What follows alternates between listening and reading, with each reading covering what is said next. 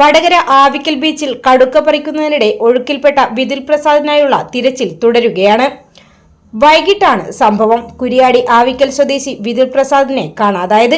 വിതുലടക്കം 3 പേരാണ് കടുക്ക പറിക്കാൻ പോയത്. 2 പേർ നീന്തി തിരിച്ചെത്തിയെങ്കിലും വിതുൽ പ്രസാദിനെ കാണാതാവുകയായിരുന്നു. ഇയാളെ കണ്ടെത്താൻ അഗ്നിരക്ഷാസേന തിരച്ചിൽ നടത്തുകയാണ്. പോലീസും സ്ഥലത്ത് ക്യാമ്പ് ചെയ്യുന്നുണ്ട്. തീരത്തു നിന്നും 50 മീറ്റർ ദൂരത്താണ്. ഉപ്പാലക്കൽ പ്രസാദിന്റെ മകനാണ് വിതുൽ പ്രസാദ്. ഇതെന്ന് വെച്ചാൽ ഞാൻ എൻ്റെ വൈഫും വടകര ടൗണിൽ പോയി വരികയാണ്. വരുന്ന ടൈമിന് ഇപ്പോൾ ഞാൻ ആവിക്കലെത്തിയ ടൈമിന് കുറേ സ്ത്രീകൾ ഇങ്ങോട്ടേക്ക് പുറയിലേക്ക് ഓടുന്നുണ്ട്. അപ്പോൾ ഞാൻ എന്താ സംഭവിച്ചത് അന്നേരം പറഞ്ഞ് ഈ കല്ലിൻ്റെ ഉള്ളിലുണ്ട് ഒരാളെ കല്ലുമ്പ് കുറയ്ക്കാൻ പോയിട്ട് ആണ്ടുപോയിക്ക് എന്നല്ല. അപ്പോൾ ഞാൻ അവിടുന്ന് എടുത്ത് വൈഫിൻ്റെ അടുത്ത് എൻ്റെ മുണ്ട് കഴിച്ച് കൊടുത്ത് പിന്നെ അവിടുന്ന് കൊടുത്ത് ഞാൻ വെള്ളത്തിൽ മുങ്ങി 2.5 മണിക്കൂറായി മുങ്ങിയിട്ട് ആളെ എവിടെയാണെന്ന് നമ്മൾ കാണുന്നില്ല. അപ്പോൾ കല്ലും കയ്യെന്ന് വെച്ചാൽ പുള്ളി ലോഡായി പറിച്ച് കഴിഞ്ഞിട്ട് അത് വെയിറ്റ് കൂടിയിട്ട് കല്ലിനോട് നിൽക്കുന്ന വെയിറ്റ് താങ്ങാൻ അറിയില്ല.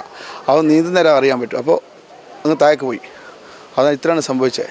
പിന്നെ ഈ ടൈമെന്ന് വെച്ചാൽ സന്ധ്യ ടൈമെന്ന് വെച്ചാൽ ഭയങ്കര ഒരു ടൈമാണ്.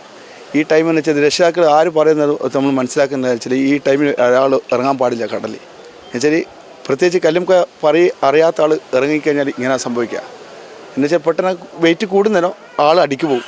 അപ്പോൾ നമ്മൾ കല്ലും കൈ കാണുന്നേരം ധാരാളം പറിച്ച് കൂട്ടുന്നേരം അങ്ങനെ അടിക്ക് താഴെ കയറിയും പോകും. ഇത് അങ്ങനെ ഒന്നും സംഭവിക്കാന്ന് വെച്ചാൽ ഇത് എവിടെ നിന്ന് സംഭവിക്കാം, അതാണ് അതിൻ്റെ ഇത്. ഇപ്പോൾ ഇതെന്ന് വെച്ചാൽ ഈ പുള്ളി വന്നിട്ടിപ്പോൾ കുറച്ച് 10-15 ദിവസമായിക്കളെന്ന് പറയുന്നത്.